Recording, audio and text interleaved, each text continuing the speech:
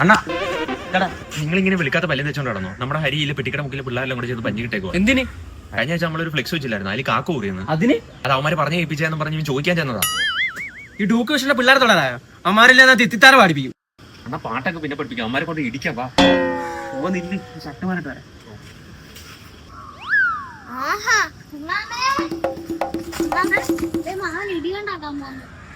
ഇവന് കിട്ടിയൊന്നും പോരായ കൊണ്ട് എറാ വണ്ടിയാട്. അണ്ണാ ടൂൾസ് എടുക്കുന്നില്ലേ? എനിക്കാണ് ഒറ്റ കൈ മതി. അണ്ണാ എന്തെങ്കിലേ ഞാൻ ക്ലബിൽ കാണാൻ പെട്ടെന്ന് വരട്ടെ. നീ എവിടെ പോകണ? ഞാൻ ക്ലബ് വരെ പോയി. നീ അടിയുണ്ടാക്കാൻ പോകുകയല്ലേ? കൊച്ചെന്നോടെല്ലാം പറഞ്ഞു.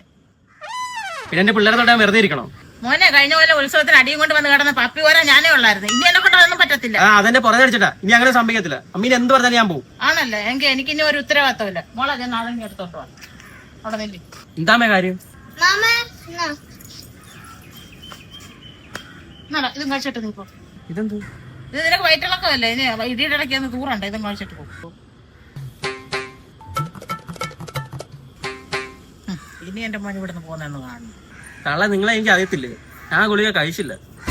മോനെ അത് ഞാൻ ഗുളികയിലല്ല വെള്ളത്തിലാ നിനക്ക് പണി തന്നത്. എന്റെ തന്താ പോക്കിരി മാധവനെ പൂക്കി മാധവനാക്കിയോളാ ഞാൻ. എന്റെ അടുത്ത് കളിക്കല്ലേ.